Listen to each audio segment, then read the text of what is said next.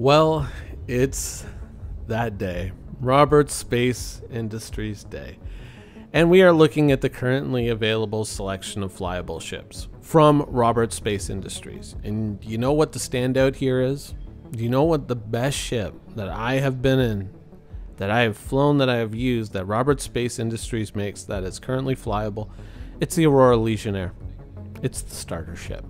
That is an impressively smooth and fun ship to fly. And with the changes recently to the size 1 gimbaled guns, that is a great ship. If you're looking to gift somebody a starter package in Star Citizen, somebody who may be not all that committal, somebody who just wants to have a little fun, the Aurora LN is a fantastic ship. It's fantastic. I love that. Now, the rest of the Auroras are crap. The Mantis holds promise for the future. Currently, interdiction is kind of a dead mechanic as far as player-driven interdiction. There's many ways to evade it. It's non-existent, and it hasn't really had any kind of impact on the community because it really doesn't work currently. But whatever interdiction is going to be, you can be sure that the Mantis is going to be on the cutting edge of that. And that's really where RSI's strength lies, not in its current selection of available ships, it's in its future. And the Mantis, I think, represents that future to a certain degree. But I think that there are two other ships from the RSI line which represent RSI's best hopes to redeem itself. I mean, you named a company after the founder, but most of the currently flyable ships are afterthoughts. I mean, we could go into the Connie at length and deal with all the problems, but the Connie just, in the end, stylistically, it's nothing all that impressive, and functionally, not even all that impressive there either. I mean, in fact, in many cases, you can buy many other ships that do what the Connie can do, but better. You want a luxury transport? 890, 600. You want better cargo capacity?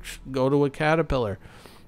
The Constellation really just hasn't, it is an artifact of the very earliest days of Star Citizen.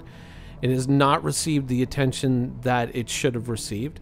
When it got its redesign, it was kind of like, well, we had to do it. We had to do it to implement all the spaces, to put in all the components for the ships and do all that. We had to do it. And that was one thing that you kept hearing is like, we had to do this now. Had to. Didn't want to, had to.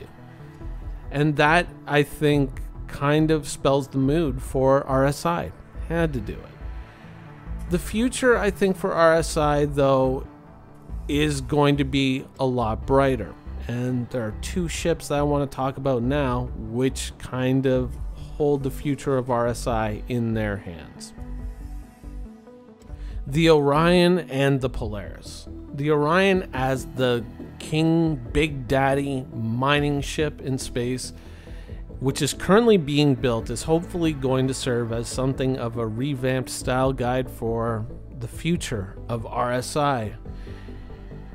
It's not a particularly stylish ship in the traditional sense, but it is stylish in the fact that it is designed to be functional and still visually memorable, which is something that, not a lot of ships can lay claim to in the Star Citizen universe.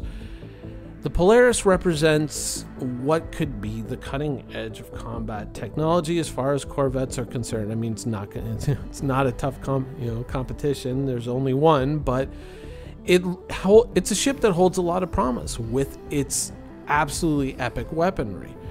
So I pray that the stumbles, the mistakes, the accidents, and all just the terribleness that is the initial RSI flyable lineup is going to impose some kind of sense of debt on the developers and the artists who work on these two ships to make sure that they don't follow the same mistakes. They don't make the same mistakes that the earlier line of RSI ships do make, because I mean, frankly,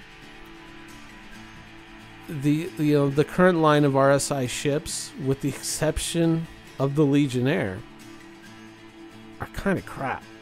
So with RSI, if you're buying for the future, I think that there's a solid chance that you're going to have a bright future.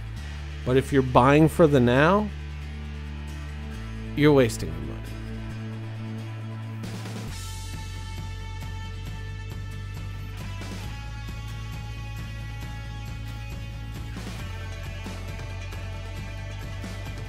Thank you for watching. So if you want to keep up with the latest and greatest in Star Citizen and Squadron 42's development, please follow us on our social media channels. See you soon.